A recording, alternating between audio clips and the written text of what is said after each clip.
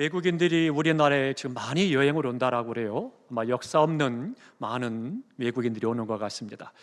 근데 이 외국인들이 우리나라에 와서 놀라는 몇 가지가 있다라고 그래요. 그 중에 하나가 이 KTX라고 합니다. 굉장히 빨라서 놀라기도 하지만 KTX에서 모든 사람들이 티켓을 검사하지 않는다는 거예요. 그러니까 그냥 올라타서 도착하기까지 어느 누구도 와서 표를 검사하는 사람이 없다는 거예요. 그러니까 놀랍다라고 하는 거죠. 신뢰를 이야기하는 겁니다. 또 하나는 시장에 가니까 시장에서 무임 점포처럼 그렇게 앞에 돈통을 놓고 그리고는 돈을 내고 거슬러 가도록 손님이 알아서 하도록 그렇게 둔다는 거예요. 우리가 생각할 때는 당연하잖아요. 근데 해외에서는 그것이 놀랍고 충격적인 거라는 거예요. 그렇게 놓으면 이미 누가 더 집어가고 또 몰래 더 많이 가져가기도 하고 참 어려운 일이 있다라고 하는 거죠. 우리나라의 무인 점포가 점점 많아지고 있죠. 주인이 없이 가게에 물건만 있고 그리고 손님이 와서 정리를 하고 계산을 하고 물건을 사가는 겁니다. 이런 모습을 보면 외국 사람들이 충격을 많이 받는다라고 합니다. 해외에서는 거의 찾아볼 수 없고 불가능한 그런 일이라는 거죠. 근데 왜 그런가 하면 거기에는 신용, 신뢰가 있기 때문입니다. 모든 상거래는 신뢰가 있어야 합니다. 이 믿음이 없으면 상거래가 가능하지 않습니다. 코로나 이후에 우리나라에 굉장히 유행한 직업이 하나가 있습니다. 그 직업이 택배라고 하는 겁니다. 택배 어떻습니까? 물건을 대단히 점검하지도 않았습니다. 살펴보지도 않았습니다. 이런저런 사람들이 이야기하는 것 가지고 내가 좀 필요할 것 같아. 그래서는 주문을 하죠. 그러니까 내게 물건이 전달되지 않았음에도 대금을 지불하고 물건이 올 것을 알고 있고 또 택배가 와서 어때요? 집 앞에 놓고 가잖아요. 그래도 누가 하나 그것을 가져가는 사람이 없죠. 결국은 모든 상거래에도 신뢰가 있어야 되고 믿음이 있어야 가능하게 되죠. 교육도 마찬가지입니다. 가르치는 자나 배우는 자나 학부모가 신뢰가 없으면 바람직한 교육이 이루어질 수가 없는 거죠. 신뢰가 있을 때 그때 바람직한 교육을 이루어갈 수가 있습니다. 채소 한 달을 사는 것도 물 한 모금을 먹고 사 먹는 것도 신뢰가 있어야 가능하다라고 하는 겁니다. 모든 인간 관계에서 이 가운데서 믿음과 신뢰가 성립되지 않으면 관계는 깨어지는 겁니다. 이 관계의 믿음과 신뢰가 쉽게 깨어지는 이유가 있습니다. 왜 깨어지느냐? 너나 없이 자기중심적이고 이기적일 때 그때는 이 관계가 깨어지는 거죠. 신뢰할 수 없는 거예요. 내 입맛에 맞으면 다 좋고 괜찮고 내 입맛에 맞지 않으면 무조건 잘못된 거고 문제가 심각한 것이라고 생각을 한다라고 합니다. 토마스 불러는 그런 말을 했습니다. 사람은 울면서 태어나서 불평하며 살아가다가 실망하며 죽는다. 그렇게 이야기합니다. 어떻습니까? 우리 인간의 삶을 정확하게 지적해서 이야기하죠. 울면서 태어나서 그리고는 살아가면서 불평을 하죠. 내게 뭐 그런가, 이것도 부족하고 저것도 부족하고 많은 것들을 불평을 하고 불만을 하죠. 그러다가 결국은 인생은 허무하네, 실망하고 그리고는 생을 마감하는 거죠. 사람과 사람이 믿고 신뢰하고 살아가면 편안해집니다. 행복해집니다. 그 안에 감사가 넘치게 됩니다. 복되게 되는 거죠. 그러나 이 사람과 사람 사이에 믿음과 신뢰가 깨어지면 심각해지는 겁니다. 그러다 보니까 어떻게 돼요? 유럽이라든가 아메리카라든가 아프리카에 가면 사람들이 밤에 다니지 못한다는 거예요. 참으로 힘든 일이죠. 우리가 하나님을 믿으면 상상할 수 없고 비교할 수 없는 행복과 감사와 기쁨과 평안을 누리며 살아갈 수가 있는 것입니다. 사람과 사람 사이에도 신뢰가 있고 믿음이 있으면 행복하고 편안하고 좋고 감사할진데 하나님을 믿으면 우리가 그 안에서 세상 사람과의 관계 속에 누리는 것 이상의 놀라운 하나님의 사랑과 은혜와 감사와 기쁨과 평안의 삶을 살아갈 수가 있는 것입니다. 우리의 모든 성도들이 하나님을 믿음으로 하나님께서 허락하시는 은혜로 말미암아 평안과 감사와 행복이 넘치기를 주님의 이름으로 축원합니다. 오늘 본문에 보면 이 믿음의 결과를 잘 말씀해 주고 있습니다. 주님께서 제자들과 함께 길을 가죠. 근데 좀 시장하셨어요. 그런데 보니까 무화과 나무가 있습니다. 그런데 안타깝게도 아직 무화과 나무가 열매 맺을 때가 아닙니다. 그런데 주님이 가셨어요. 가서 보니까 열매가 없으니까 주님께서 말씀하십니다. 너는 평생에 열매를 맺지 못할 거다. 사람이 너에게서 열매를 얻지 못할 거다라고 말씀하시죠. 그냥 가셨어요. 그리고 가고 나서 다 제자들과 함께 일을 하시고 돌아오십니다. 돌아오는데 베드로 제자가 그 나무를 보니까 그 나무가 뿌리채 말라 죽어 있는 거예요. 그 모습을 보았습니다. 근데 한번 생각해 보시기 바랍니다. 아직 열매 맺을 때가 아니에요. 단지 그저 예수님이 시장하셔서 배가 고프신 거예요. 근데 열매가 맺을 때가 아닌데도 그 나무에 가서 열매 맺는 것, 이게 문제가 되는 거죠. 그런데 이 열매 맺지 못한다고 해서 주님께서 그 나무를 저주하시니까 그 나무가 어떻게 돼요? 말라 죽었다라고 하는 거예요.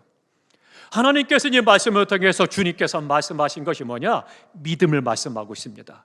그래서 오늘 본문에 말씀하기를 그렇게 말씀하겠죠. 하나님을 믿으라, 그렇게 말씀하고 있습니다. 다 함께 하십니다. 하나님을 믿으라. 이것이 이 믿음, 하나님을 믿는 믿음의 결과가 뭐냐? 그것을 오늘 우리의 본문에게 말씀하고 있습니다.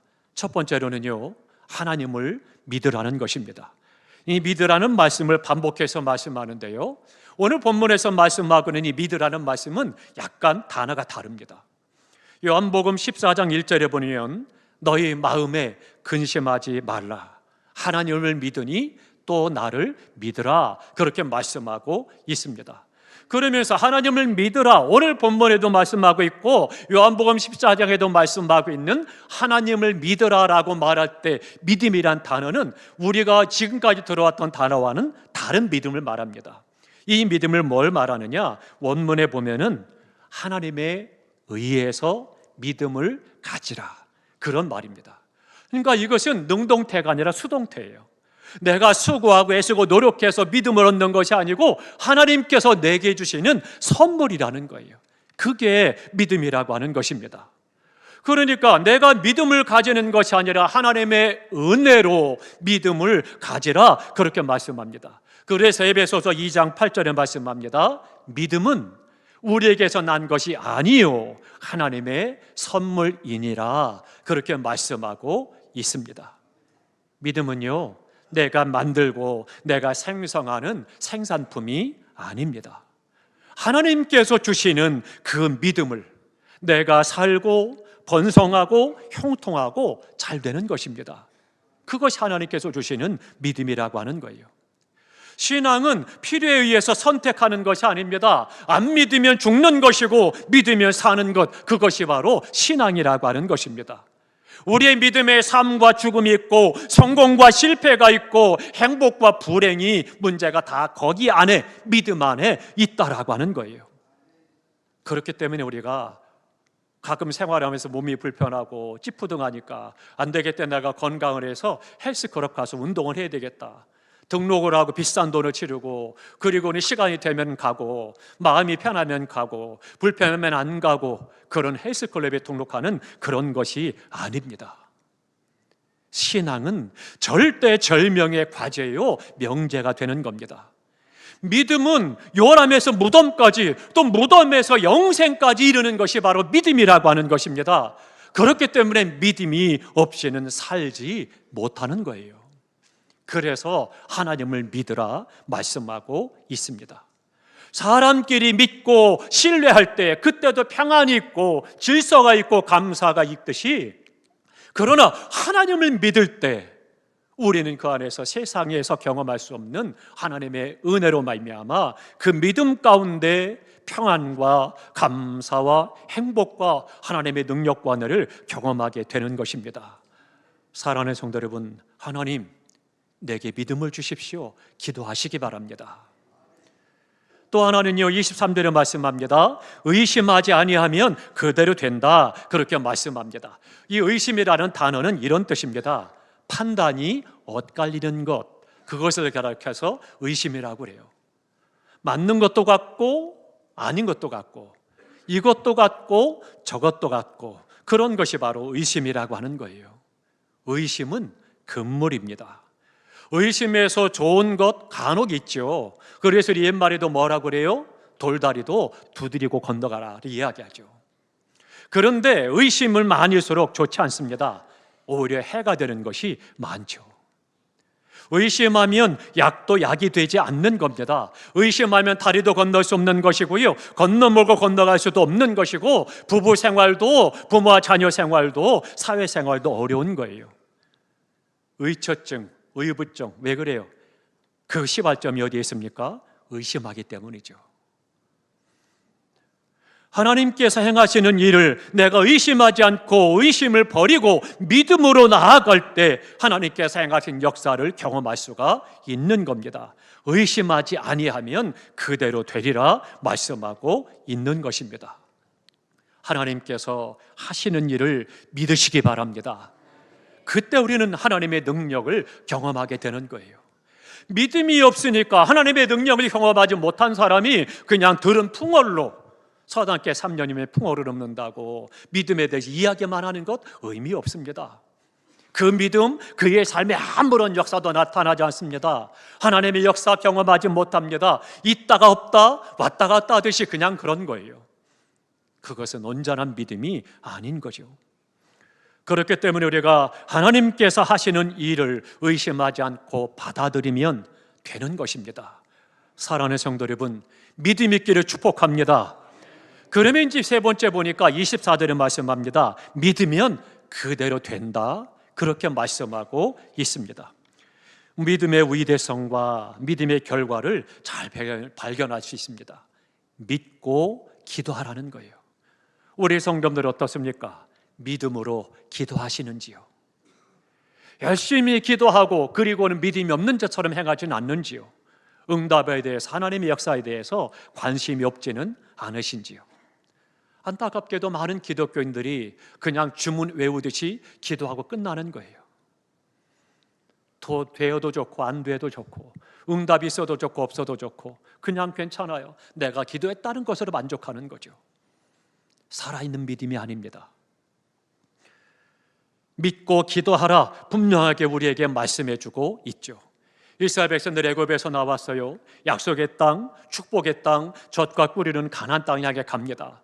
그런데 그들이 애굽에서 나올 때 얼마나 감격스럽겠습니까? 430년 종살이하고 그 고생을 하고 눈물로 기도하고 하나님 앞에 기도했다가 이제 응답하셔서 모세를 통해서 그들이 이끌어내셨어요. 영광 중에 나아갑니다. 찬송을 합니다. 좋아합니다. 애굽 사람들이 그들에게 필요한 것도 다 도와줍니다. 그렇게 기쁨으로 나왔습니다. 며칠이 지났어요. 그 앞에 떡하니 홍해가 가로막혀 있습니다. 그랬더니 어때요? 백성들이 다 원망하고 불평하죠. 왜 우리를 애굽에서 이끌어내서 광야에서 죽게 하냐?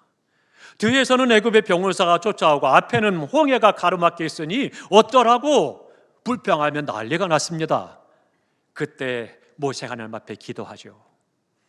하나님께서는요 모세에게 말씀하십니다.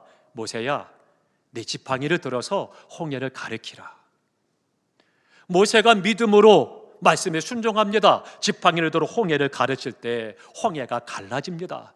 그리고 그 바다를 육지와 같이 이스라엘 백성들이 건너가는 기적을 그들이 경험하게 된 겁니다.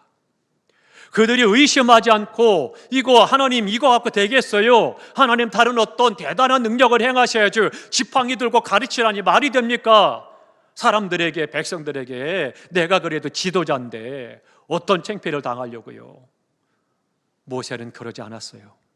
믿음으로 지팡이를 들어 말씀대로 바다를 가르칠 때 바다가 갈라지고 육지같이 건너는 기적을 경험했던 것입니다.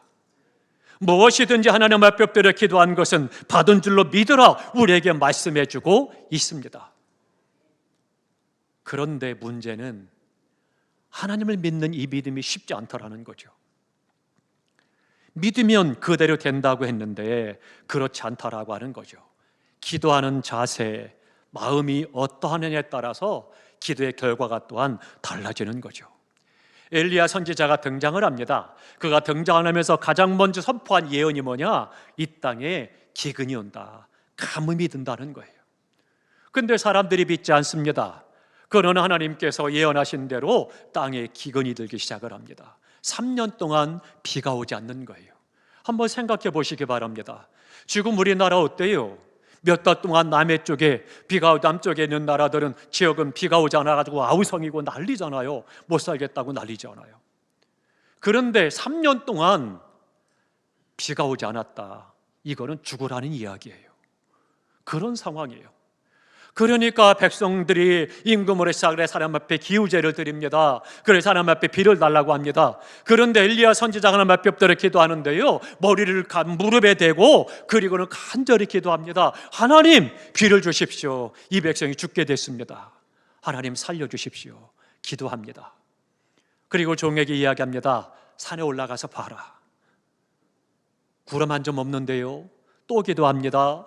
또 가서 보아라. 구름 한 점 없습니다. 또 봐라. 반복합니다. 계속 믿음을 가지고 엘리야가 7번째 기도하고 나서 이야기합니다. 다시 한번 가봐라. 종이 가보니 저 멀리서 손바닥만한 한 조각의 구름이 뜨는 거예요. 그랬더니 엘리야가 이야기합니다. 아, 왕이여, 빨리 내려가십시오.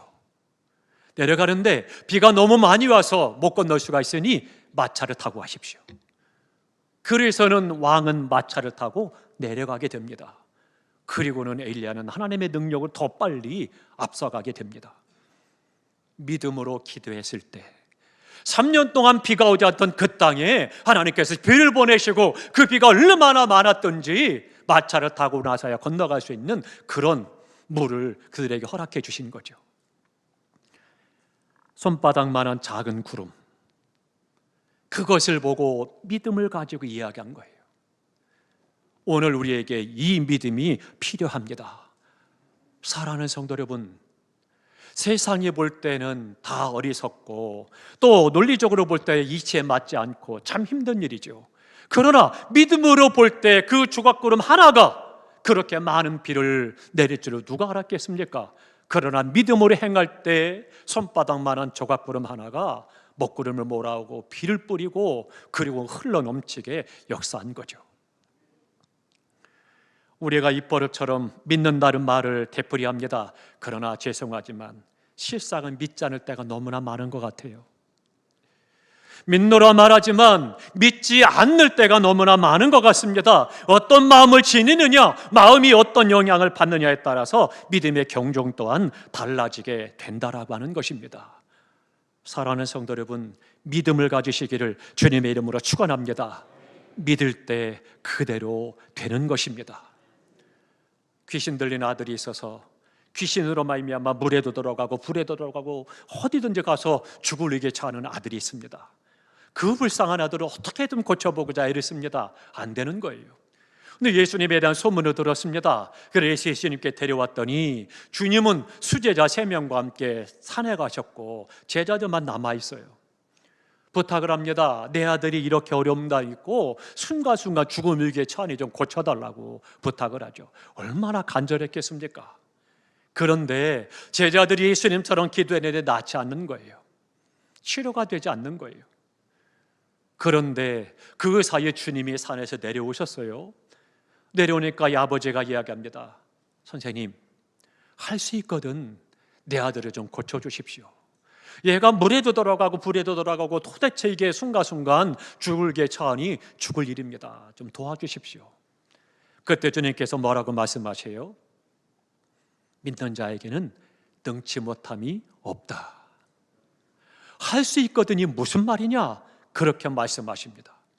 그 믿음을 말씀하신 거예요. 그리고 그에게 기도해 주셨을 때 그가 치료받았던 것입니다. 사랑하는 성도 여러분, 믿음의 역사는 놀라운 것입니다. 우리는 때때로 어때요? 내가 숲 하나 다 튕겨보고 앞뒤 따져보고 계산해보고 내 논리와 이성으로 내 경험으로 맞는 것, 그건 내가 믿음으로 고백하고 행하죠.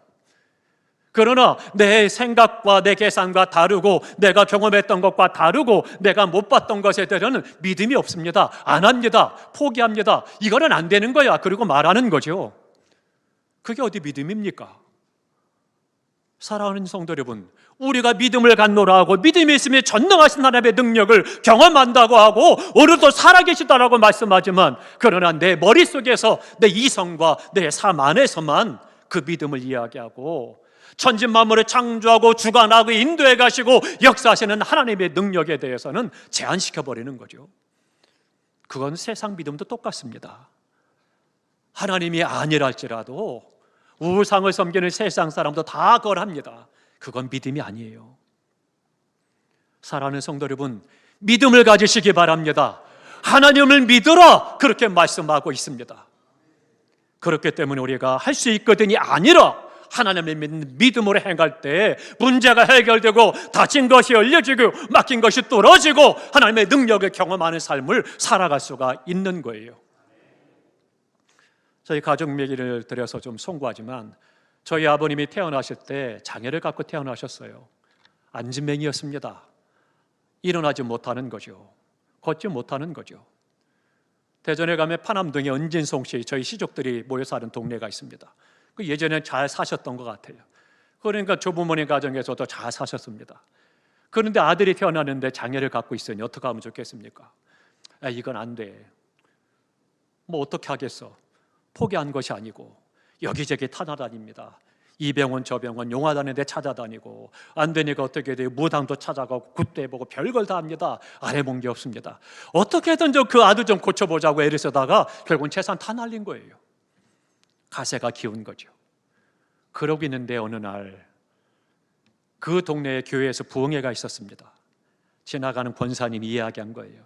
밑자의 본전인데 교회 부흥회하는 데 가서 앉아 있어봐. 할머니께서 아버님을 업고 그리고는 교회 가서 저 뒷자리에 가서 앉혔습니다. 시간 참석을 했습니다. 예배드리고 부흥회 시간 참석할 때 예배 시간이 끝나가면 시간 강사님이 오셔서 안수기도 해주신 거예요. 어떻게 됐을까요? 믿음으로 고백해 보시기 바랍니다. 기적과 같이 안진뱅이가 일어난 거예요. 그래서는 고침을 받아서 목사가 되고 자녀들 아들을 넷을 목사를 만들고 목회에 승리하고 은퇴하시고 이제 하나님 앞에 가셨습니다. 사랑하는 성도 여러분, 세상 의술 가운데 누가 어디서 안진뱅이 일으켰다라는 의사가 있었습니까? 그렇지 않잖아요. 사랑하는 성도 여러분, 하나님 앞에 믿음을 가지시기 바랍니다. 이 믿음을 하나님께서 주신다는 거예요. 이 믿음을 가지고 내 생각과 이성과 내 감정과 내 행동과 경험이 아니라 하나님을 믿는 믿음을 가지고 이 믿음으로 세상을 이기시기 바랍니다. 이 믿음으로 문제도 해결되어지고 어려움도 극복하고 하나님을 찬송하고 이 땅에서 형통하고 복되고 존귀한 삶을 살아가시기를 주님의 이름으로 축원합니다. 하나님의 능력대로 놔두지 마시고 하나님의 능력이 오늘 나의 삶에 경험되어지고 체험되어져서 하나님의 살아계심을 보여주는 믿음의 삶을 살아가시기를 주님의 이름으로 축원합니다. 그런 나의 믿음의 삶을 보고 내 옆에 안 믿는 이웃들과 가족들이 주님을 만나게 될 것이고 구원의 복을 받게 될 것이고 한 가지나마 영광 돌릴 것입니다. 이 믿음이 우리 가운데 충만하시기를 주님의 이름으로 축원합니다.